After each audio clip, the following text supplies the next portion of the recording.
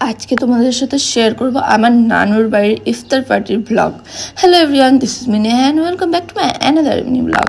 তো নানুর বাড়িতে যেতে ছোটোবেলা থেকে খুব বেশি ভালো লাগে। সত্যি বলতে আগে তো জাস্ট সকাল থেকে টাইম দেখতাম কখন বিকাল হবে, কখন সন্ধ্যা হবে আর নানুর বাড়ি যাব। এতটাই আমাদের নানুর বাড়িতে এনজয় হতো, সেটা কিন্তু বলে বোঝানোর নেই। তো আজকে যেহেতু ইনভাইটেড ছিলাম নানুর বাড়িতে ইফতার পার্টিতে, আর আমাদের সাথে কিন্তু পাড়ারও কিছু মানুষ ছিল ইনভাইটেড, তাই জন্য কিন্তু মামি প্রথমে এখানে ইফতারের জন্য সব কিছু রেডি করছিলো। আর গিয়ে তো দেখি সব কিছু ভাজা টাজা কমপ্লিট ছিল, বাট জাস্ট এখানে থালা লাগাতে বাকি ছিল সেগুলোতে একটু হেল্প করেছি আমরা গিয়ে।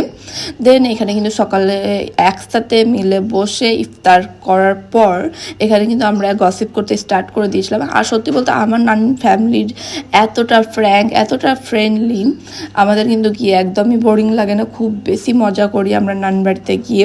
আর এটা হচ্ছে আমার মামার মেয়ে, আর এখন বর্তমানে সব থেকে ছোটো বাচ্চা বলতে পারো ওকে।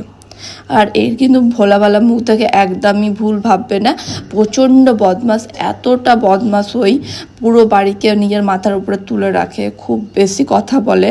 আর ওর কথা কিন্তু একবার স্টার্ট হলে একদমই থামে না। দেন এখানে একটু ট্রুটি ফ্রুটি টাইপের বলতে পারো। এটার কিন্তু তেঁতুলের টেস্ট ছিল, ফ্লেভার ছিল, আর খেতেও মোটামুটি ভালোই লেগেছে। প্রথমে তো আমি পুচকিকে দিলাম, ওরও কিন্তু বেশ পছন্দ হয়েছে। আর এটা হচ্ছে আমার মাসির ছেলে, এই কিন্তু আমাদের জন্য স্পেশালি চিকেন এনে রেখেছিলো। জানতো যে আমরা যাবো আজকে ইফতারে, আমাদের চিকেন পকোড়া করে খাওয়াবে সেই বলে কিন্তু ও এখানে সব স্টার্ট করে দিয়েছিল রেডি করতে। আর এখানে আমার নানিও কিন্তু স্টার্ট করে দিয়েছিল আমাদের জন্য ডিনার বানাতে। নানি বাড়ি গেলে কী যে মজা লাগে সেটা কিন্তু বলে বোঝানো নেই। এখন তো বড় হয়ে গেছি বলে কিন্তু সেরকমভাবে যাচ্ছি না, বাট আগে কিন্তু সবসময় শুধু ওয়েট করে থাকতাম কখন আমাদের টিউশন শেষ হবে, স্কুল শেষ হবে, দেন আমরা নানি বাড়ি দৌড়াবো।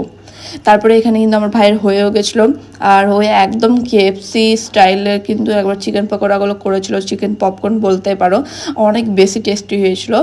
আর তারপরে কিন্তু দেখতে দেখতে টাইম কখন যে কেটে গেল সবারই সাথে একসাথে মিলে বসে গল্প করতে করতে একদম বোঝা গেল না। আর আমাদের এখানে ডিনার করতে করতে অনেক টাইম হয়েছিল, প্রায় 11টা সাড়ে 11টা বেজে গেছিলো।